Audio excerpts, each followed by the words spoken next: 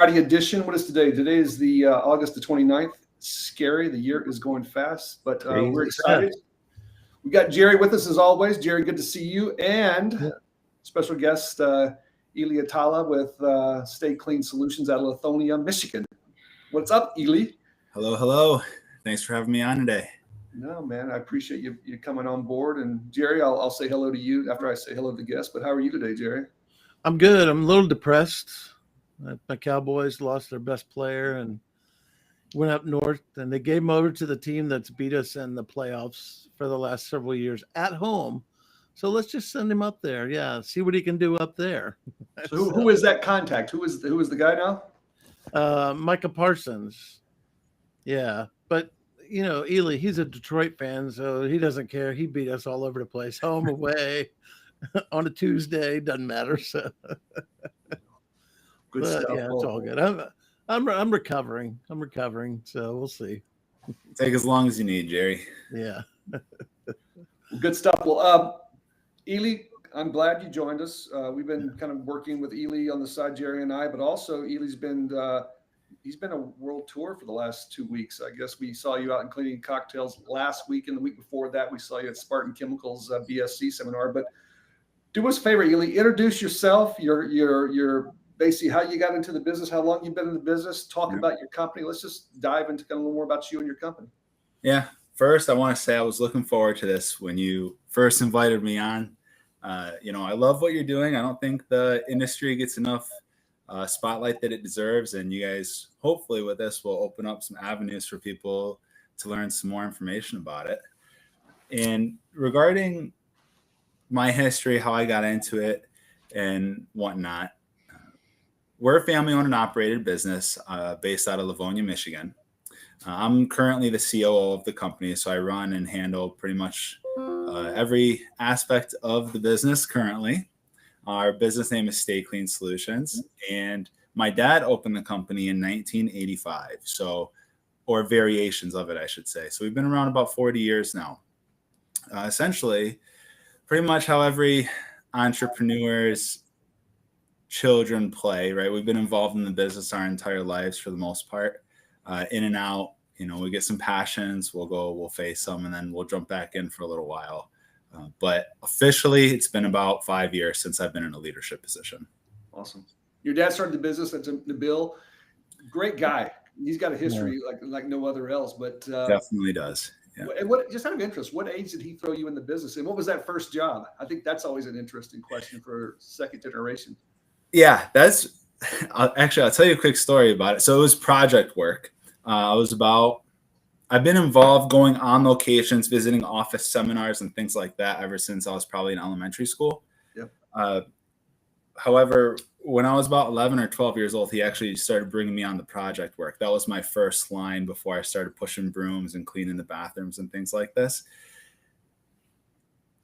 I'll never forget the first strip and wax job we ever did, where I ended up with wax all over me on the ground, stripper just soaking all my clothes, and looking over in the corner, just everybody's laughing because everybody's been there, everybody's done it. It's just part of the trade. It's how you learn. It's like your baptism in the janitorial business, but no, there's nothing more. The only thing worse than your first experience stripping floors, when you grab a hold of that machine and put you on the ground because you think you're ready, but you're not. The only other thing that's worse is middle school boys' bathrooms in school. It's like I'll take learning the stripping and wax every day over this, because that was a horrible experience for me. Sorry, I digress. But no, it's good.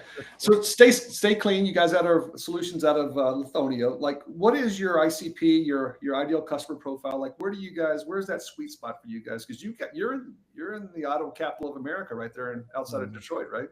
Yeah, that's a really good question. And yes, we are part of the auto capital here. We mainly focus on auto dealerships, Class A and B facilities, as well as any facility that's, what we consider a larger facility, anywhere between 50 to 100,000 square feet and up. There's pretty much no cap to that. And that would be what we consider our ideal customer. We still service some smaller. However, it's more of a shift now. towards those larger accounts. Yeah. Detroit's correct me if I'm wrong, but Detroit's making a research, man. Like you guys they're throwing some money into the town overall, right? So you're seeing some nice growth.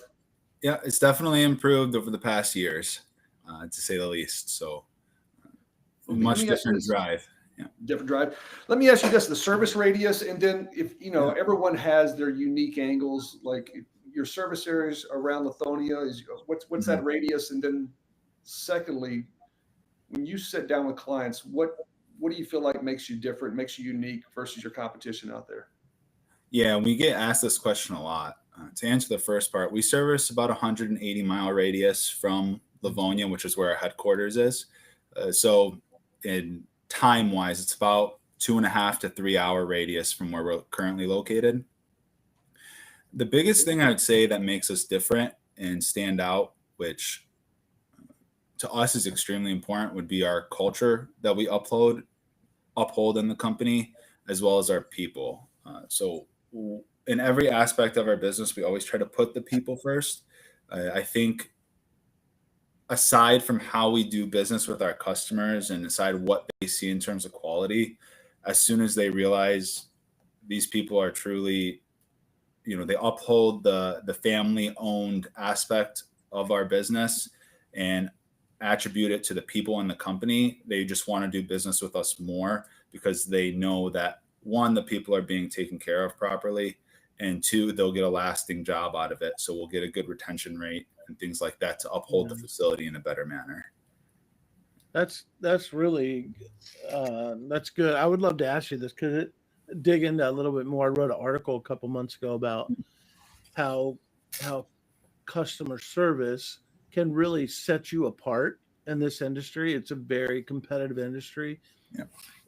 How do you, when you go and talk to customers or you're doing an original walkthrough, how do you, in 10, 15 minutes in that walkthrough, get people to understand that you just do things differently with your employees and with customers, i.e., we treat our employees just as good as we treat our customers. So how do you get them to see that and understand that so that sets you apart in the walkthrough to where that will come back and jog their memory when they look at pricing and go, okay, this is the company I feel like I'm going to do business with. Yeah, that's really excellent. I'd have to pretty much give all the credit with that to my father, Nabil. I pretty much shadowed him going through countless amounts of buildings and just experiencing him talk with as many customers as I possibly could to see how he was able to hold relationships for 20, 25 years with these customers without ever having any hiccups. With that short amount of time when we're with the customer, I think a lot of people fail in the listening aspect of things. Yeah. I think if you really just press on the pain points and not try to be a salesman, act as an advisor, act as a serviceman. You're there to build trust. You're there to help more than just close a sale and move on to the next one. Yeah. We look at our customers in terms of relationships, not just another dollar bill coming through the door. Yeah. And I think that's where a lot of businesses, including ours at times, could always use improvement. I think every business should always put their people and customers first. Yeah, I think you hit the nail on the head. It's customer retention. It's a big thing, and they need to know that you care not just for them but for your employees, and they see it. And when those employees in the front line express it, that is another plus, and that becomes a great referral for you. So, Elie, you are new, relatively 5 years now, in the full-on leadership of the business, but you've kind of experienced firsthand what it's like to juggle all the hats of the business. What were some of the challenges that you saw in operating, and why? What were those challenges? Because I know I used to get so energized by. Yeah. I got to work with finance, HR, operations, sales, and it call all in a day. But it's a juggle. It is a real challenge to make that happen. And there's some businesses out there, owners specifically, that are like, how do I make this work? Well, I think we got to clarify too to your journey here, though, because I think that's a good question. But you meet different people in this business coming from different angles. You're either born into it, but Elie, you're an engineer by trade, right? You went to school for that, right? Yeah, absolutely. I have my bachelor's in engineering. So I've been through the ringer. Smart people do work in this industry. See, That's Jack? well, I learned. You coming from a logic standpoint in business, Jerry and I were just making things up as we go. So that's the realization. And oh, by the way, we forgot to mention, Elie, I don't know, you're going to be jealous now, but tell your daughter, who's lovely, by the way, we met her, she was fun. But Jerry and I are YouTube stars now. So we got a customer call this morning and says, we go, where'd you hear about us? She goes, we saw you on YouTube. So Jerry and I can officially say that we're YouTube stars. So not to, take the conversation away, but I just wanted to get that out there on record that we are YouTube stars now. And I'm getting a t-shirt and you'll see a plaque behind us here shortly. I completely believe it, and I'm here for the journey. So I'm with you guys. That made me laugh so hard, Jack. Yeah, but tell us that, Elie, but in all seriousness, like that engineering perspective, because I came from more of a sales angle. Jerry came from more of an entrepreneur angle. And again, we're all entrepreneurs in our angle, but that engineer, what did you see when you first came into the business that maybe frustrated you, or you saw, man, I can fix this crap? Well, I'll tell you the biggest challenge right off the bat before we even dive into that. Yeah, we're a family-owned and operated business, right? So family's involved. Whenever family is involved, you have to figure some stuff out that maybe, has to be talked out a different way than something else maybe. Yeah. So that was challenge one. That was probably our biggest challenge. How do we separate the business talk from the family talk and not have our emotions get in the way? So having to flip back and forth is definitely and is the biggest challenge currently. Sure. But the upside of that is you have a lot of trust. So if something needs to be done, we know it's going to get done. If we need to grind it out, we know it's gonna, everything is going to be good by the time morning rolls around and all the customers are coming in and everything along the lines. In terms of my engineering background and how it applies to the business today, definitely. I worked in the trade for about 3 years before I decided to come back. And actually that was from Nabil, my father's wishes. He said, no, you have to work. You just went to get your degree for so long, at least work in the field, see if it's actually something you want to do. Yeah. So I had it. I ended up coming back.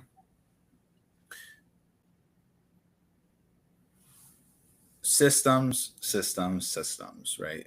Automating things, making repeatable processes. That is literally what engineering is. You're looking at things from different angles, seeing how they can be improved, finding ways to make them more efficient. And for anybody, in terms of efficiency, I mean, if anybody approaches the problem, they can solve it based off of the system that you built out for them.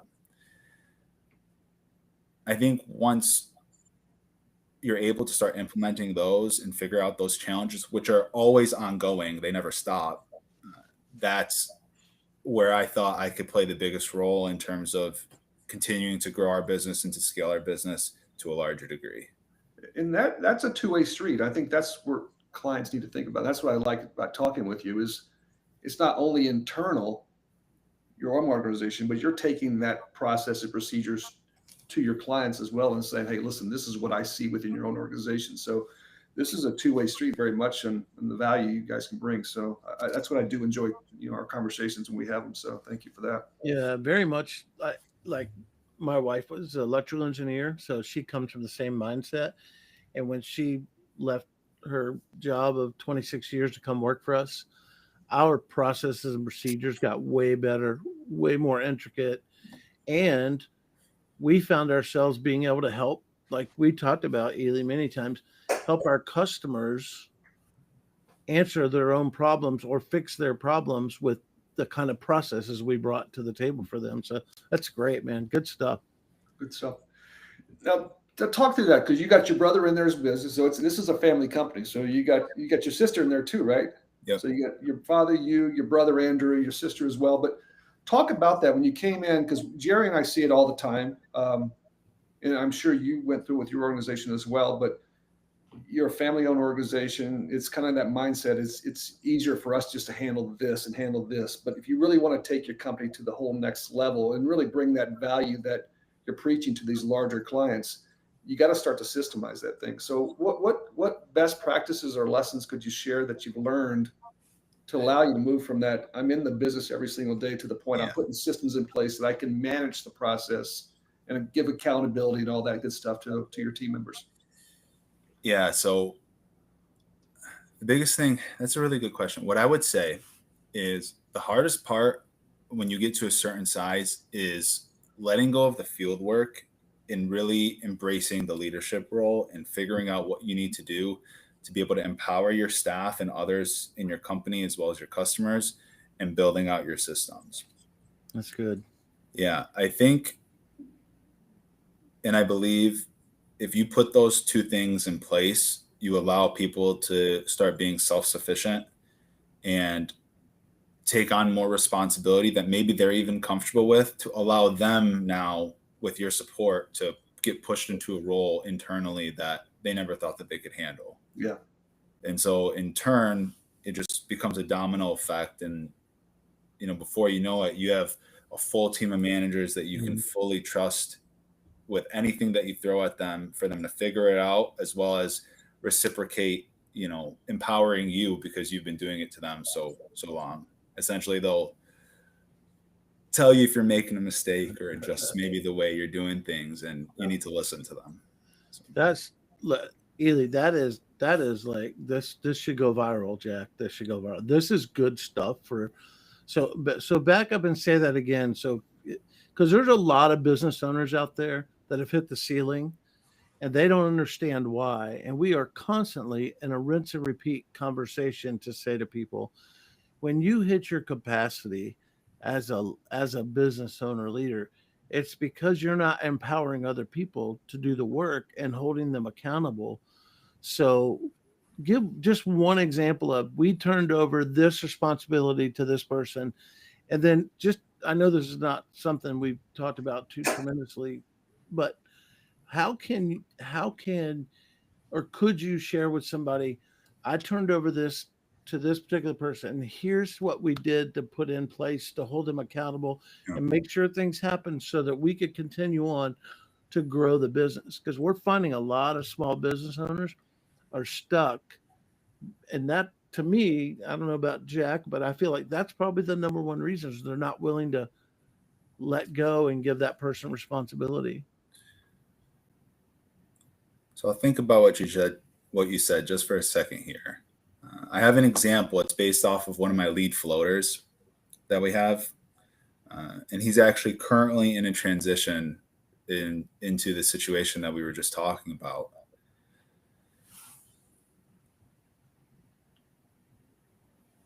We have our lead floater. He's been doing really, really well with us. And immediately his attitude, everything checked all the boxes of what we thought something that could be more, right, than just the position that he's currently handling. We approached him not too long ago and let him know, hey, we have this opportunity just opened up. We're growing. We need more management team, right? That's pretty much how we do it. Would you be interested in taking this on? Well, he had some concerns because he's never been in a position like that. I think because all of our management team started from the same spot and worked into a position that they are today, they all understand what it felt like in the beginning in terms of, well, I don't know, what I'm doing here. And so we have a lot of support for them in terms of they have all access to all the area managers' phone numbers. They have access even to my personal phone number, my ops personal phone number. So if they have any questions, they have the support system that backs them up. And if it's a serious issue, we're going to be right on site with you to train you how to be able to control, some odd people or some odd amount of dollars, right, for these locations. Because, essentially that's what you're doing for them. You're telling them, I'm entrusting you with this amount of responsibility and you should be there to back it up. Right? So. And how freeing is it? I get excited about this, but I know most people don't. That's probably my more of a nerd side, but I get excited when a business owner has a realization of this worked, And then all you have to do is repeat that time and again with the different positions. And next thing you know, you're managing 3 or 4 people with an organization, you know, 7, 8, 9, $10 million with a couple of hundred employees. And it's like, what happened? You know, and what happened was you were willing to let go and hold accountable responsibilities. So that's amazing. That's really good. No, I think part of that fun too, Elie, as you see that, as you let go and you see them take that on. And again, it's a transition. It's not just overnight, but it's got to be rewarding as well to see those people that you thought capped out here all of a sudden bring you ideas and concepts and take your company to the next level without you having to do the heavy lifting. So, you know, it's a very rewarding system, and even it makes me especially proud when my younger brother, his name's Andrew, by the way. Yeah. You know, you train, and then every once in a while he'll throw something in there. And be like, you know what? I'm very proud of you for saying that. And so it makes me really happy to see that, you know, how we're doing things really takes effect and rubs off on people, and that it gets reciprocated, because really when he's vocal and I hear what he says sometimes, I'm very proud of him. Yeah, that's awesome. Let me ask you this. Again, this is insightful, and appreciate you your support of the route community, the podcast here today, or the show, I guess it's called. But tell us what you see in the industry, just as we wrap up here. Like, what gets you excited over the next 5 years? What really talk about your company, but also talk about the industry as a whole. What's kind of exciting that you see coming and you're really working towards? Yeah, that's really great. I think what makes me most excited about the industry is consumers becoming open to the fact that not just anybody can pick up a mop bucket and vacuum and call themselves cleaning professionals. Yep. Not to discourage anybody from doing that, Yep. But that there's a lot more to it, and that those individuals should learn and become more educated in the space, because there's so much more to it than just that. From a safety standpoint, from a health standpoint, and from a people standpoint, right? That's what this business is. So with that realization, it opens a lot of doors to educate a lot more of the customers, educate your staff more, because they want educated people in their facility, which makes our entire industry as a whole more professional, and you know, held on a higher standpoint than it is today, right? These buildings wouldn't open without us there every single day. And so I think a lot of people will end up appreciating it more than it is today. That's what makes me most excited. Yeah. Well said. That's good, man. That's good. Yeah. During and after COVID, our industry definitely took a step up, but to maintain that, Nabil and Elie, guys like you and your company, you're the kind of guys and gals that are pushing that envelope even higher and higher, and we're grateful to be, you know, part of that journey with you guys as well. And I admire your dad. Like, I just love his story, and I know I'm his favorite, you know, more than you are. So, but listen, thank you, man. This has been top notch.